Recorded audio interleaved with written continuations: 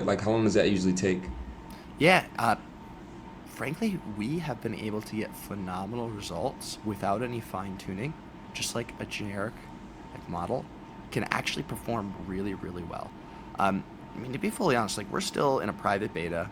We've only been in this beta now. I think we're nearing on 4 months, so it has been a bit. But a lot of that was me being full time at Chainlink Labs still, so like admittedly wasn't fully in it. So now that we've been able to collect all this data and see the performance is pretty good, but we know that we can get it far better if we do dive into the fine tuning of these models. And so I think that's sort of the next step.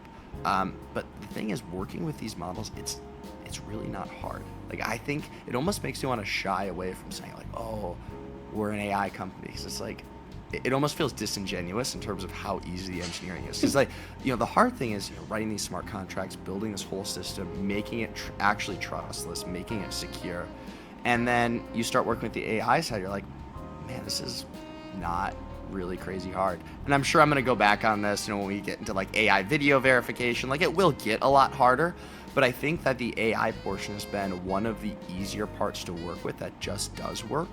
So that's been really exciting. Like even working with these open source models, man, it's one of those things that shocked me, because I didn't foresee this coming.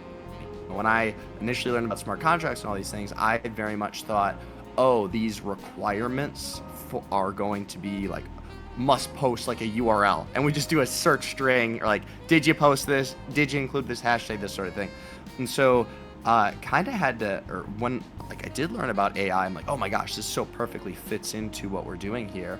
And I was very concerned, like, is this going to be super hard to integrate?